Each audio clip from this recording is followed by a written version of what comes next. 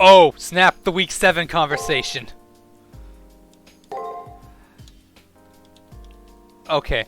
So, if I've timed the partitioning of my video parts correctly, this week 7 with this week 7 conversation with Tamamo should come out on November 6th.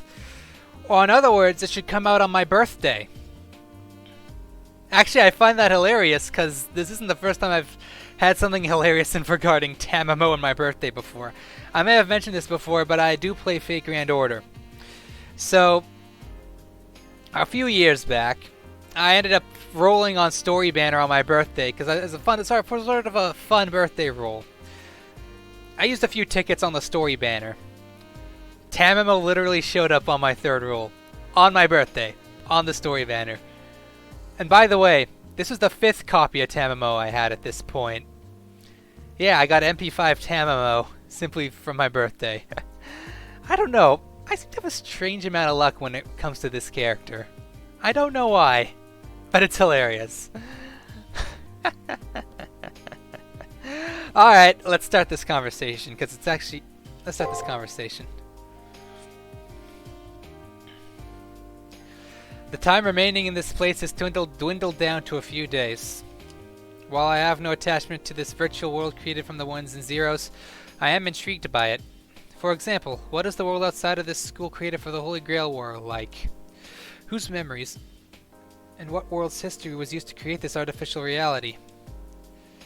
おや、何か考え事ですか、ご主人様。今、リスが甘酒を飲んだようなお顔をなさっておりましたが。あ、ははん。さては、今頃私の魅力に気づいて、溢れ出る若い衝動を抑えるのに大変だったり。いえ、むしろ勢いに任せてどうにかなってしまいたい。最後の戦いなんて知ったことかと悩んでいたと見ました。Also, the remaining days I'll be fighting with her by my side can be counted on one hand. It seems that Tamamo only has cheerful things to say, but that might be because she's just trying to keep my spirits up. At least that's what I want to believe anyway. I'm certain that most servants don't care this much about their masters. With that, a thought of wave of doubt washes over me. She claimed that she was a deity of some kind of the past. If that's the case, why would an immortal want to serve me? ご主人様、どうかなさいました？辛そうなお顔をして。まさか本気でお体の調子が悪いとか？ No, I'm just being paranoid. She may be overly playful and teasing at times, but I know that Tamamo really does care. Despite usually leaving well enough alone, I went ahead and asked, wanting to know more, especially why a heroic spirit like her is so devoted to serving me. なぜって以前もお答えしましたよ。私は人間に仕えるのが好きなんです。 It's that response that makes me feel so insecure. If just being given the opportunity to serve her is her sole objective, then that would mean she could have chosen anyone to serve and be just as content. もちろん、初めに選定基準はありますが、基本、私は誰でもいいのです。ご主人様の召喚に応じたのだって、助けを呼ぶ声が聞こえたからですし。ま、お見合いみたいなものですよ。私とご主人様の間に霊的な因縁とか全くありませんから。はい。 The smile on her face as she says this makes it even harder to deal with my conflicted feelings. Maybe I'm just slightly disheartened by the thought that Tamamo would be perfectly happy with anyone? その顔はいろいろとバカなことで悩んでいると見ました。ねえ、ご主人様。誰にでも使えるというの不純ですか？やっぱり使える相手は初めから特別な人でないといけませんか？ They don't. I wouldn't go that far. If I thought about it rationally, it'd be worse to choose who you'd serve based solely on personal preference. You don't have to take a person's humanity into consideration in order to be useful to them. It means more to serve a person with respect to what that person hopes to accomplish. はい、その通りです。さすが私のご主人様。私はその人の行動が最終的に良いものであると感じた方にのみお仕えします。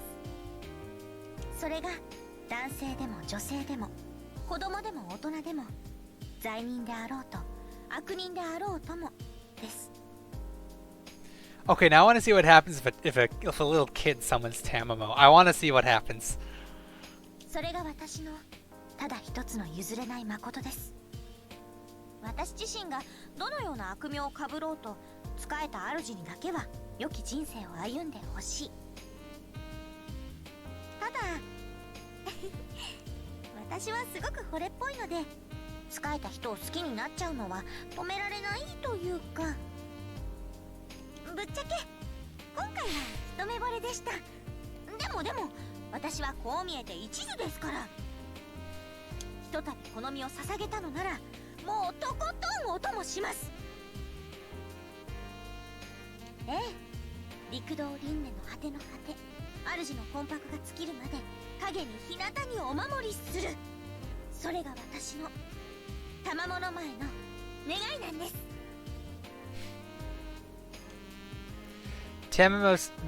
Tamamo's tail stands out straight, as if for added emphasis. I can't doubt the truth of her words. This foxy-eared deity honestly adores this mere mortal. Her wish is an irrefutable declaration of this fact. そういうことなので、ご主人様はもう安心して玉を妻認定しちゃってくださいね。できれば今すぐここで熱い抱擁とか誓いのベーゼとかぎゅっとご褒美で欲しいのです。Seeing as Tamamo herself said she didn't need any reassurances, I'll just ignore what she just said. However, why would she wish for something like that? As a goddess, Tamamo could fulfill that wish any number of times. Tamamo said that all she ever wants to do is serve humans. However, what I know of the story of Tamamo no Mai is that it ended in tragedy. She was eventually hunted down and killed as an enemy of mankind. Wouldn't she want revenge instead? それは神様にだってできないことはあるんですよ。というかできないことだらけです。でも仕方ないか。自分語りは柄ではありませんが、ご主人様に誤解されたままっていうのもあれですし、仕方ない。ここは一つ昔話といきましょう。サクッと簡潔に済ませますので、お茶の用意は結構です。どなた様もお気を楽に楽に。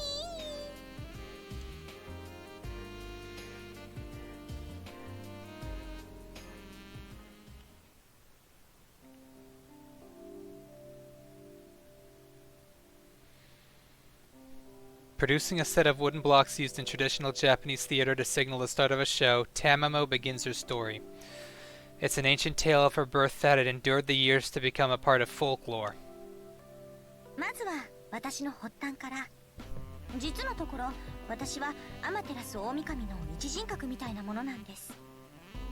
いつもに出かけた時ですかね、自分を崇める人間を見てふと思っちゃったのです。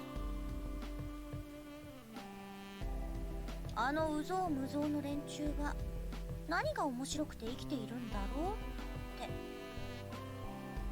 て。だってほら、人間なんて神様的に見たら無意味の具現みたいなものですから。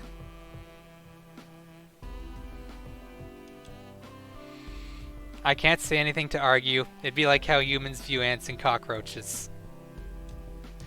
However, though I may just be a data stream in this place, I'm still human. I wish he'd be a little more tactful. だってそこをごまかしたら話が進みませんし。真実は耳に痛いもの。多少のイラつきは我慢してくださいませ。まあそんな上から目線のやつが一番ダメだっていうのは神様も人間も変わらないですけどね。そんなダメダメな大元の私は人間を見下しながら人間の不自由さを知りたくなったんです。はじめはそうですね、やっぱり変な正義感から、彼らが悪い生き物だったら叱ってやろうみたいな思いつきで。でもずっと見ていくうちに大元の私は尽きない興味を沸かしてしまった。だって何一つ幸福な要素がないのに人間たちは楽しそうなんですもの。楽しくないのにあんなにも弱々しいのに多くの顔が笑っている。私が見えもしないのに全身全霊で私を信じて祀ってくれる。大元の私はそこで思ってしまったんでしょう。自分に尽くす人間たちがそれはもう幸せそうだったから、私も誰かに仕えてみたいと。まあそれが間違いだったんですけどね。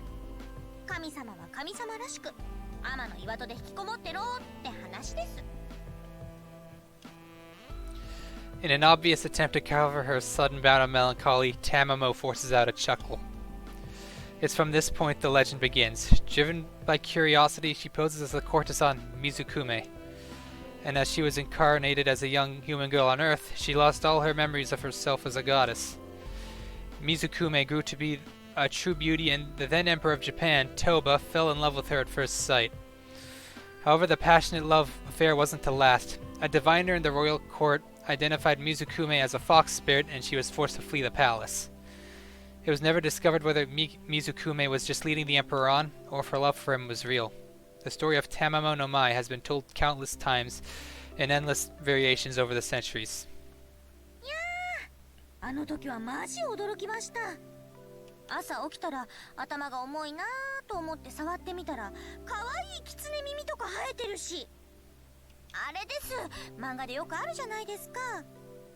朝起きたら女の子になってたーとか芋虫になってたーとか、あの気持ちですね。嘘、やだやだ、私ったらなんで狐耳とか生えちゃってるのって1ヶ月ぐらいはなんとか隠し通せたんですけどね。ヒロイン的に。でも安倍の野郎がやってきやがって、思い出すだけで耳にきます。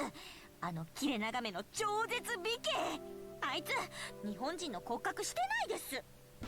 性格最悪、外見最高、魂はもう少年まで根の国色の陰陽師がやってきてあっさり私の正体を暴いたんですよ。もうそこからは雲の子を散らす騒ぎで、結果私は取るものも取らず奥の院から逃げ出しました。犬神の野郎もここぞとばかりに食いついてきやがりまして、日本の生態系的に狼が犬に駆逐された最初の事件ですね、あれは。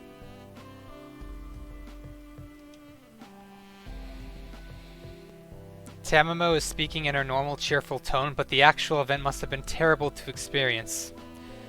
To wake up one morning to find that your body, not has your body changed, but that you're no longer a human being. In the very center of power of human society, she was the only one who wasn't a part of mankind. I couldn't even begin to imagine her confusion and her fear at the time, not to mention her self-doubt, disbelief, and misery. The fear of eventually being found out and persecuted.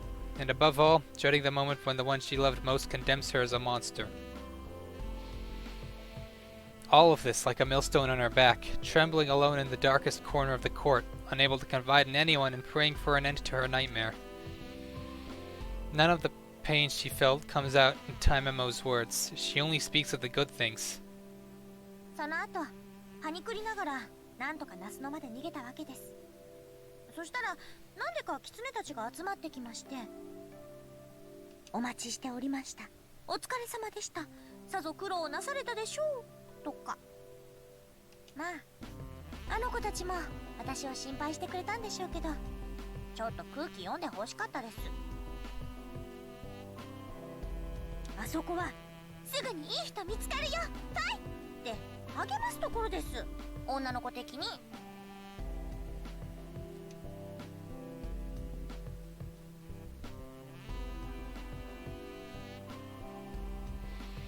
I can't listen anymore. It might be because of my connection to her as a master, but I can feel her pain as if it were my own. Tamamo is putting up a brave front in the here and now, but I can feel the tears of the scared young girl sitting alone in the fields of Nasuno. Hunted by those who claimed to love her, and forcibly separated from those she loved. It was only after being surrounded by fellow foxes that she realized who and what she truly was. Ah, what a fool I was! It was in the comfort offered by the foxes around her that Tamamo no Mai said those words to herself. She was betrayed and hunted down by humans who feared her. She did nothing wrong. She'd only tried to help them prosper. She was forced to flee the village because she was considered paradise simply because she wasn't human.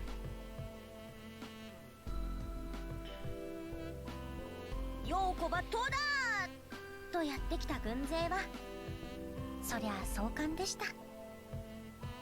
私も勢いよーしバチこいと応戦しちゃったほどです。まあ皆殺しはやりすぎましたけど。言い訳になりますけど、私だってそれなりに弁明はしたんですよ。けど誰も私の言葉は聞いてくれなくて、2度目は反省してなんとか話し合いをしようとしたんですけどね。3日3晩矢の雨で何を言っても聞こえなかったみたいです。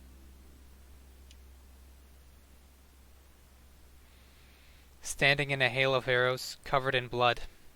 I wasn't trying to fool anyone. I'll leave now, so please just forget all about me, is what she says almost begrudgingly. However, the assault never slackened and the hatred of the humans never lessened. It was then she realized how narrow-minded they are, how much hatred they hold, how self-righteous they can be, and how truly fragile and inhibited, yet precious their lives are. 初めから物の見方が違ったんです。視点の広さと言いましょうか。人間たちの神仏への信仰と同じです。だから私は愚かでした。神様のくせにそんなことを最後の時まで気づかなかった。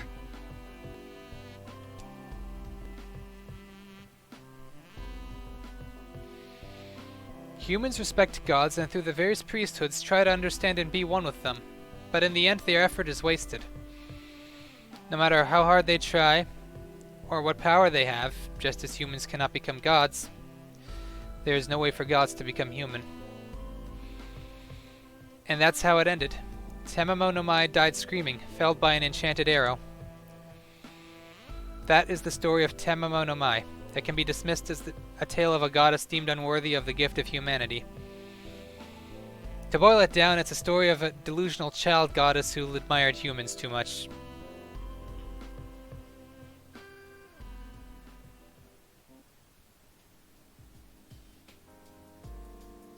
とまあこんな話です。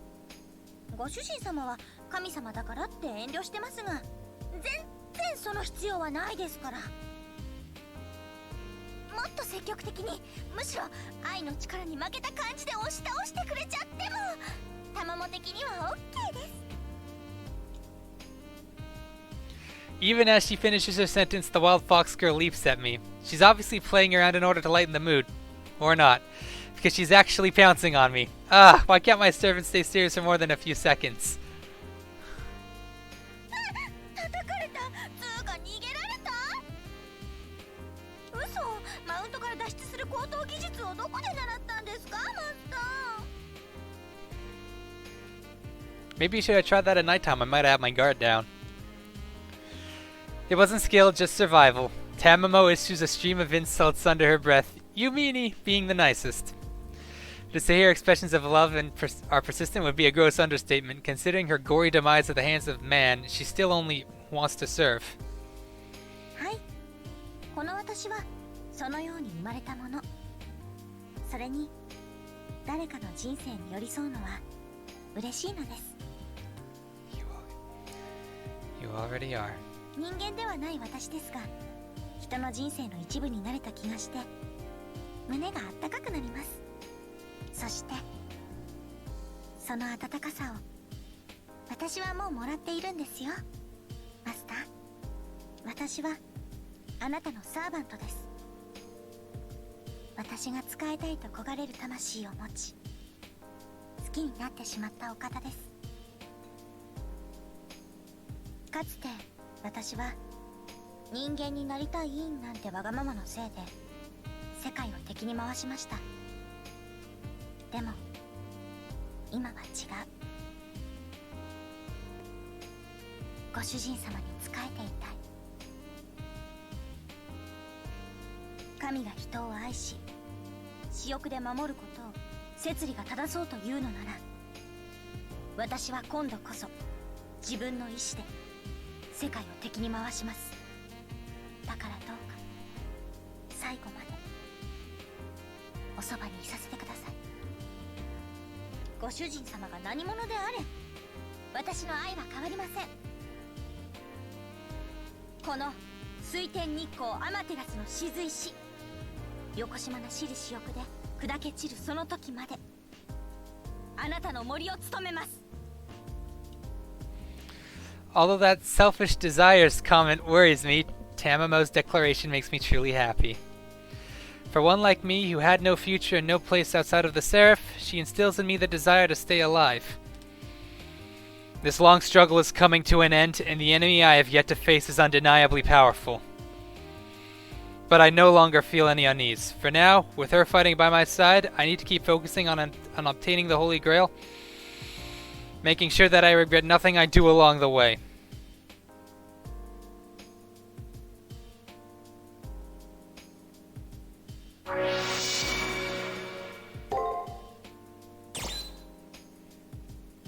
And that's the week 7 conversation.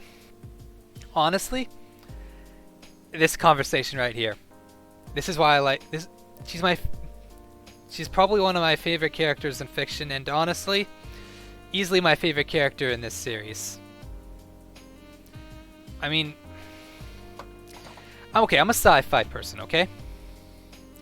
But my favorite shows are Doctor Who, before the whole Timeless Child incident, and Stargate SG-1. So, it's not like I've seen similar issues to what she's going through before. I have, in those shows. And